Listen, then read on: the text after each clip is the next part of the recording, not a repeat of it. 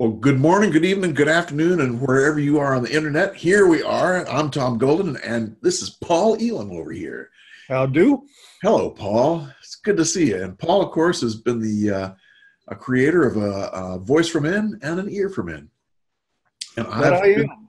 I've been the creator of Men Are Good, and both of us have been talking about Title IX. What do you think of Title IX, Paul? Well, I think it's a great opportunity, but we'll get into that in a moment. But just to fill people in on the basics, Title IX was created allegedly, supposedly, purportedly to address imbalances in sports funding, really, that all the male athletic programs back in the 70s, 60s, 70s, and before that got most of college athletic funding, and the poor girls didn't get anything. So they developed Title IX to correct that imbalance. And of course, feminists have been abusing it ever since. Yes. Every time they get a whiff that a man got funded for anything on a college campus, they've used it to disrupt that, to destroy it, and it's ultimately become a weapon in the hands of feminists to destroy anything male-oriented. Did I get that right, Tom? I think that seems like it's pretty right, Paul. I kind of like that. And so, we now see that Title IX, because it's been so distorted in ways by the feminists, that there's an opportunity for us to come in and push the agenda for men and boys. And that's what this is going to be about. We're going to do, hopefully, a series on Title IX. And what you're going to see is Paul and I learning about how to do a complaint, how to file a Title IX complaint. And we're going to struggle with it and learn how to do it and probably file a complaint or two. And in the process, you're going to learn as we go along how to do things. And after we get one successfully done, I think, Paul, then we're going to switch gears and start teaching people how to do this. That's the idea, yeah. Is to do a Title IX complaint against women-only programs at a university or college near you. We have not selected one yet, but we're going to work on that complaint. We've been talking with Chris Pekgoz, who's been doing these Title IX complaints and working very diligently on them. He's instructed us a lot about what to do. So we're going to take that and run with it, and then we're going to show you how to do it. And yes. I just want to make clear from the beginning, the purpose of this, and I need to say this from the standpoint of the fringe MGTOW crowd out there that thinks that anytime you try to make the world a little bit better place, that you're trying to get men back on the plantation. Set that conspiracy theory aside for just a moment. This is intended to inflict pain on feminist ideologues on college campuses who are already abusing Title IX to harm men. Yes. It is not that we think that we're going to create a new and better way. It's not that we think that we're going to overcome gynocentrism or fix the system or anything like that. My personal involvement in doing these complaints henceforth is going to be for the sole purpose of inflicting pain on college campus feminists who have been harming men and boys for a long, long time. Yeah. And that's the only reason I have. And I'm hoping that my audience, anyway, will get some great entertainment value out of watching that pain inflicted. Yes. Yeah, I am with you on that. What I'd like to see is giving it back to them, man. They've been pummeling us for years and years. It's time we pummel them a little bit. Yes, it is. So that's kind of they are in a position, because one of the things that we know is they cannot, these are federally lodged complaints. They can't just disregard them. Right. They have to handle them. Yes. And boy, are we ever going to fucking make them. And I hope you are too, but we'll learn first and then we'll try and teach everybody else how to do it. Because, man, it'd be good to have people all over the country forming these complaints, Absolutely. If 100 people got together and formed these complaints, I'm telling you, it would wreak havoc. Yes. On campus feminists. It would disrupt them. Yes. In a very, very powerful way. And I think there's all sorts of creative ways we can do this too. So we'll see. But the first one today, we're going to have a three-way conversation with Paul, myself, and Chris Pekgoz. And it's just going to be basically an introduction to Title IX. What is it? what's happening with it? What does it mean? What's he done a little bit with it? And then we'll go from there. Probably the next one, I think, Paul, is going to be about how do you research what to complain about? Right. We'll get there when we get there. And we'll get there as we're going. This is going to be a learning process for Tom and I both. Yes. I mean, we've just been dipping our toes in the water. We both have a lot to learn. And we're going to share that with you as you go along. And for those of you who are so inclined to rock the boat a little bit yourself, we hopefully will provide you a path with how to do that and cutting out any of the mistakes that commonly come from ignorance of the process. Yes, indeed. And with that said, let's go to Chris and our conversation, and we'll see you. Well, good morning, good afternoon, good evening, wherever you are on the internet. This is Tom Golden, and I have two good men with me today.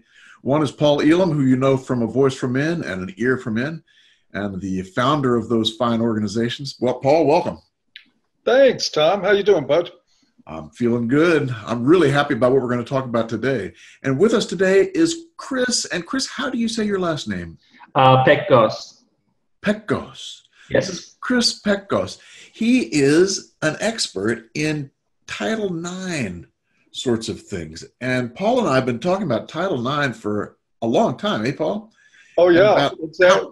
It's gone back, since it first came on board, sort of disrupting and even in some cases destroying men's athletic programs. Yes. In universities across. Over 700 of them so far, I think. Yeah.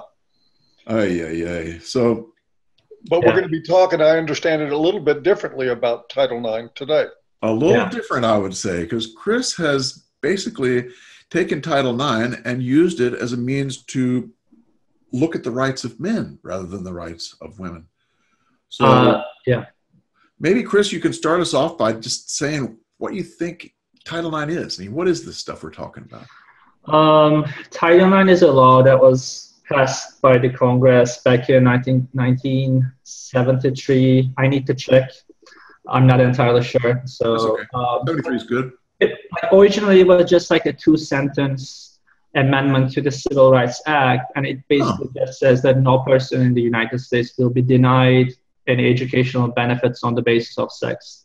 And of course, the language was copy pasted from Title VI, which is there's like a similar civil rights law which prohibits discrimination on the basis of race.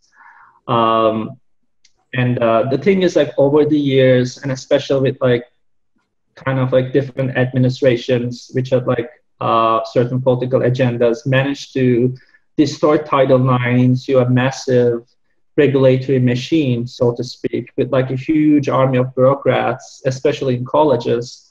And they distorted the definition to such a degree that right now, when you look at colleges, the picture that you see is just horrifying. So right now we have a system in colleges. I think that's the first fact that needs to be really emphasized to our audience, is that 99% of all students and faculty members who are expelled in colleges under Title IX are men. So feminists basically managed to create a system in which women are categorically immune to punishment, no matter what they do. And this includes, violent behavior, or false accusations, things like that. Behavior that is punished in a civilized society is no longer being punished because of Title IX, because they managed to create this outrage machine, which I'm going to be talking more about later.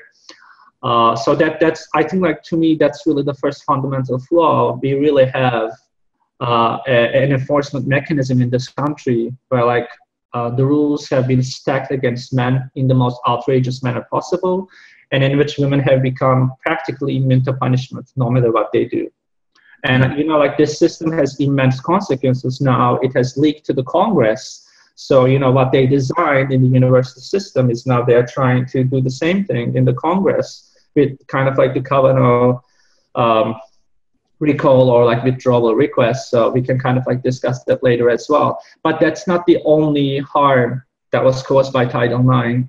As Paul mentioned, it has also been used to destroy men's athletics.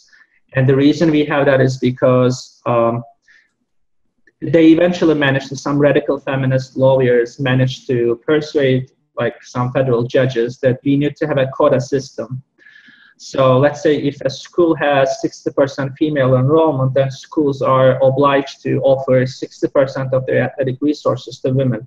Now, there are two major problems with that. One, men are like more interested in sports than women. We all know this.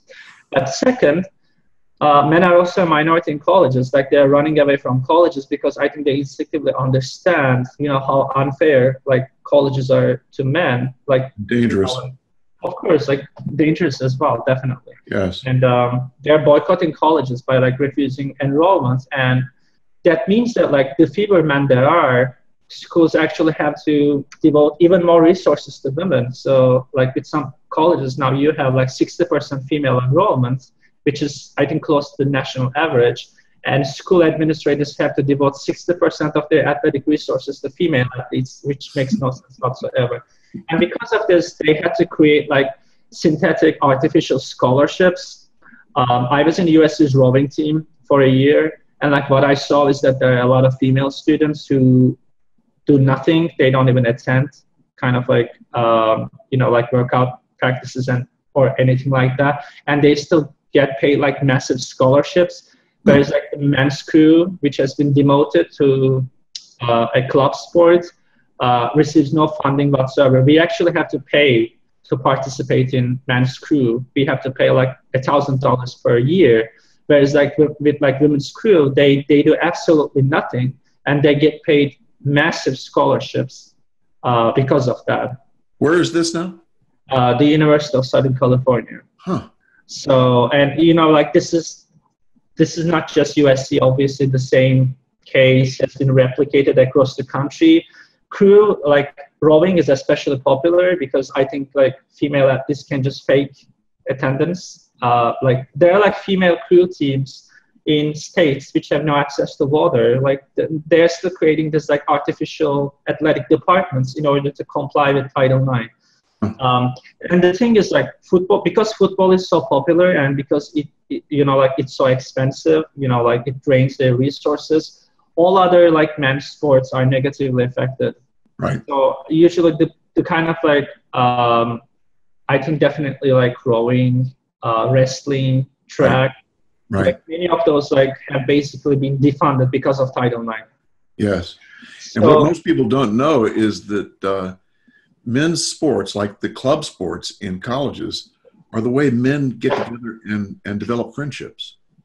You know, of course, yes. Women tend to develop friendships all over the place, at lunch and blah, blah, and blah, blah. But men specifically, sports is a way they get together and get to know each other, you know? Absolutely, and that's intentional. Eerily for me, this resembles a lot of the efforts going on around STEM courses these days, where this is an area primarily of men's interest and always has been.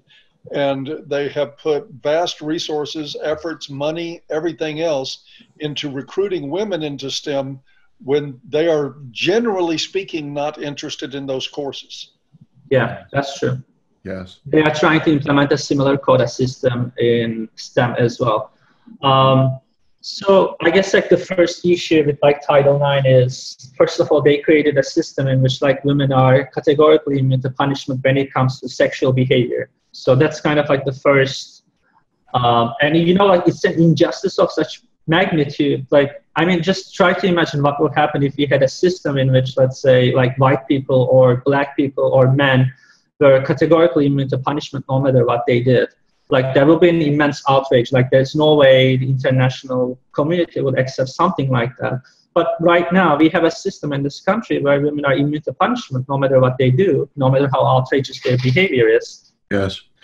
And this is being maintained by feminists. I think there's been a little bit of pushback recently. There have been a few high-profile cases of women finally getting punished. There was one professor at New York University, Avatal Ronell, who got like a 1-year suspension. She's still getting paid, so it's like a slap on the wrist. She's a feminist. She is one of the feminist darlings in academia, too. Yes. Which really upset the sisterhood that she got any kind of consequence at all. Yes, but it's still an improvement, and it's kind of interesting that the same feminists who are, you know, basically who go on witch hunts against like accused men are also very aggressively involved in defending accused women. I've seen this because I prosecuted a woman for sexual assault, and like I've seen this happen.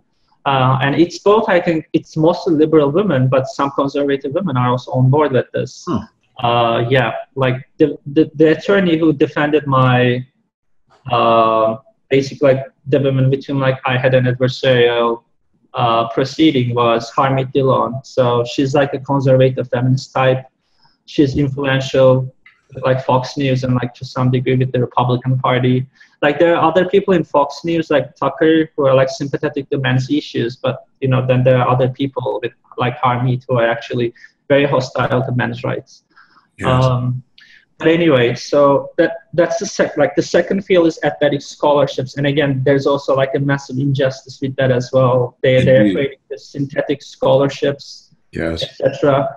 Now, but the complaints that I'm filing, and I've technically, at least for now, managed to create like a new field, so to speak, because most Title IX controversies are about either sexual harassment or athletics. I've tried to create like a new field altogether, and like what I'm targeting is basically any female on the program in colleges, and there or like training scholarships, and all of them are technically violate Title IX. The language of Title IX is very strict when it comes to, let's say, female on scholarships or like sex restrictive trainings, counseling, scholarships, or like programs. They all violate Title IX technically, but again, feminists have distorted the law to such a degree that whenever it's benefiting women, like it doesn't violate Title IX, but whenever it benefits men even slightly, then they aggressively attack those. And unfortunately, it's very disturbing. But like UPenn, University of Pennsylvania, so the National Coalition for Men filed a complaint against them. And now like some attorneys from the Department of Education are trying to dismiss that. They're saying you should identify male students who specifically apply to this program. So just look at the stupidity. Like, so there are programs that are advertising themselves as like women only, right? It's like Women's X Club, like Faculty Forum for Women. And they're telling us that we need to find men who specifically apply to these programs and who specifically get rejections before they can prosecute these programs. It's ridiculous. And even if we do find those, then they're going to try to cast that as a he said, she said situation in order to introduce the allegations. Or like they will just say, okay, this particular man wanted to get involved and now we're giving him a waiver, but the programs will still continue. So they are being, unfortunately, they're not being honest. Like, it's not a great prosecution. And but again, an uphill battle. Yes. And you know, like press coverage is limited. They tend to control like a significant portion of the press. I think there has been some improvement recently over the last few years because the system has gotten to such an like outrageous levels of absurdity that I think some people are beginning to wake up despite all the despite all the control that they have over the mainstream press and everything. But it's hard to conceal a system, you know, in which women are categorically immune to punishment or like such outrageous injustices continue. Yes.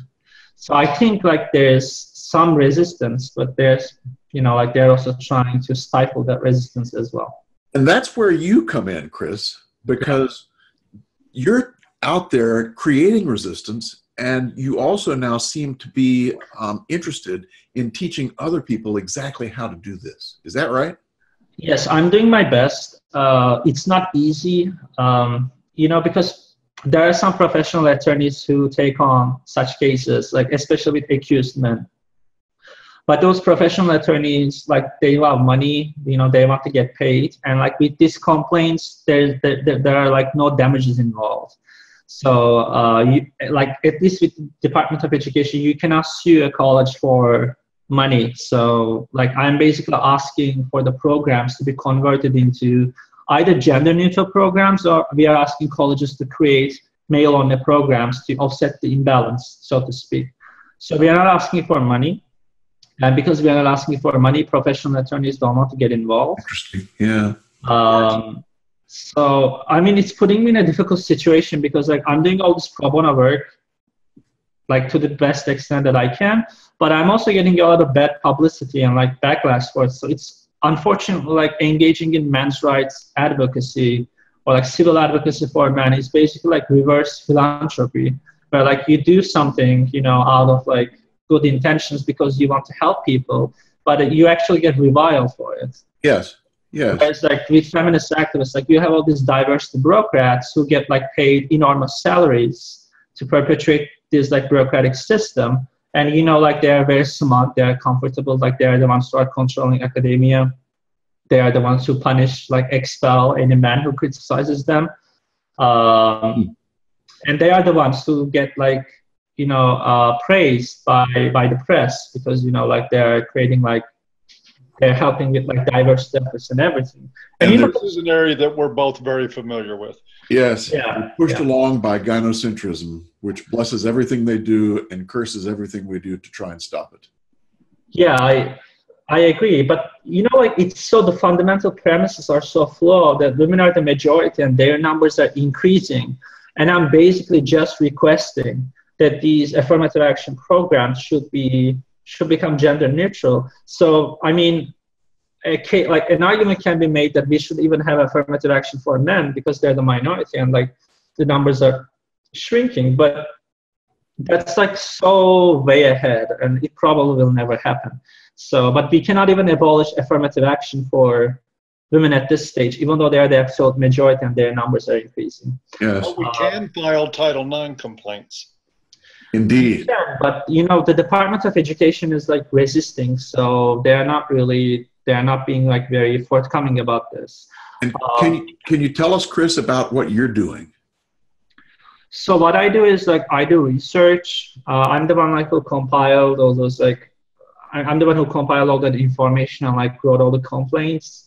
And whenever like someone reaches out for help to ask for a complaint, I do my best to help them with their written narrative. Huh. That's what I do. And so you mean people around the country, if they were filing a complaint and needed some help, they could email you and say hello? Yes. And a few people have and that ended our conversation with Chris, giving us the basics of where we go from here. Tom and I both are going to be studying up on this and filing our own complaints, which we are going to share with you as they happen, including the results. And we're going to be sharing with you exactly how to go about doing your own. So what can I say? But, you know, let's do this and let's fuck their shit up. I was going to say FTSU. FTSU, baby. Yeah, man. That's good. So we'll see you for the next one. The next one. That's good. And so are men.